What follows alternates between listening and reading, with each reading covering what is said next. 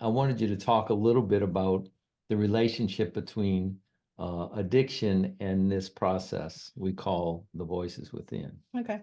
Well, I think most of you know, but you might not know, I've been sober since January 10th, 1983. I was 22 years, and that's when I made a decision to figure out how to love myself. um, so I was a cocaine junkie, and really off the scales. I was very socially unacceptable. I was dealing drugs. I was already a convicted felon at 19 years old and looking at 10 years in the penitentiary. So, and that didn't get me sober. I mean, that was at 19. I get sober, I was 22, and I was married. I was married to uh, my husband, who had a lot of money, oil money, and he was, my drug dealer, which I didn't really have to buy drugs in those days. You just, it was there. So through the process of getting better and joining the 12 steps, detoxing myself and moving out of that, what God showed me was that in the 12 steps, we talk a lot about the committee inside. And when I started to work on myself, because I'm ADD and dyslexic, I see in pictures, and I call it my gift. So in my gift of that, I would put the part of me that was self-destructive, I would put it in like one part, and I made it like this person, so I could have some separation and be able to communicate it. So what I did was I put everything that was self-destructive in my life into one slot.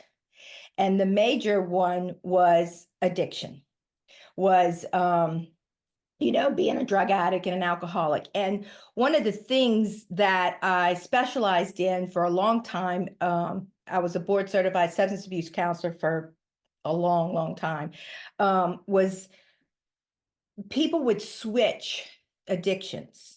And in the old days, they used to say that was the healthy thing to do, find a healthy addiction. Well, for me, that was still survival, like going from, drugs, alcohol, cigarettes, workaholism, exercise, and anorexic, just, sugar addiction, caffeine. And what would happen to people that were in recovery is they would just feel extremely hopeless of letting one go, letting the next one go, let the next one go. And it was like, am I ever going to get better? Am I doing anything right here?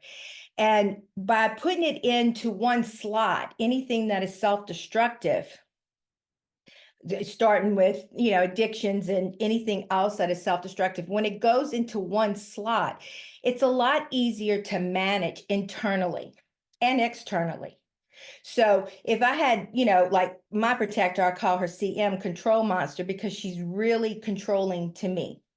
She could be controlling with other people, but she's really controlling to me. She's really self-deprivation. She's mean to me. She tells me ugly things. I'm never enough. I'm never good enough. I'll never measure up. So with that, as I started to take things away from my protector, it was much easier to manage if I put it as one thing. So you may not have, I pray that you have not had to go into those arenas as I have, but if you have, there's lots of hope. I've been sober 41 years. And the worst thing I do today is I want a Diet Coke. So I've gone from being a cocaine junkie to wanting a Diet Coke. Coke and Coke. Yeah, Coke and Coke. Yeah, thanks. Is it's just not healthy for me. It's not good for me, but there are days when I allow myself a Diet Coke. So, but that doesn't mean that I don't have a voice inside of me that says today, when life gets really stressful, that what that part of me says today is, I never did try P. Diddy's alcohol. Transform You is an intensive online coaching program that HollyKem and I lead. It's for individuals and couples. If you're interested in exploring whether it's right for you, click on the link below and book a call, and we'll see if this is a good program for you. Now back to the teaching. So she tries to find something I've never used before and say, that would be really nice, And I'm like, thanks for sharing, but I'm not going to do that today. So I really do stay sober one day at a time. It's not, my protector does not go into those arenas where she's reminding me that a lot, but she used to. Sometimes it was minute by minute, it was day by day, and then month by month. And now, when things get rough, she'll want to do something self-destructive. But I always know that if I go to the second part, which is my wounded self, and I ask my wounded self, which I call Ethy, what's the matter and what's going on, she will tell me. And I do a lot of art, so she'll draw that out, and I'm able to really love both parts. So what I've learned is not to hate my protector, and I don't want anybody to hate their protector, because that's a part of you. And it's a part that is about survival, and it's a part that could bring us to a place, as it did with me, that everything that mattered to me, I lost. And the main thing I lost was my self-respect and my self-worth. However, by loving that part and really understanding and separating that from myself, I really do love myself. And I do love my protector in the sense that it did its very best, and that was the best it could do. And I just don't give it any power anymore. I do give it a voice. I let it write what it wants to do. I let it speak about how it wants to handle things. And I listen. I truly do listen. And my protector's not nice. Like Dean's protector's nice. Okay. My protector is not nice. She wants to stab people. She's like, I want to stab them. And I go, how many times? Oh, 22. But what that shows me is that that's how upset I am. So, in Hollywood, people make a lot of money writing movies about protectors. Okay. So I just use it as though it's like a movie. She's going to tell me how upset she is, what she really wants to do, how many times she wants to stab somebody, or, whatever. And I just kind of use it as a measuring stick.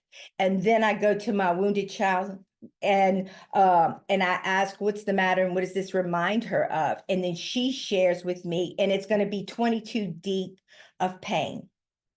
So I understand that if it's that strong that want to hurt, then it's this strong of something that is reminding me of, that needs love and deserves love.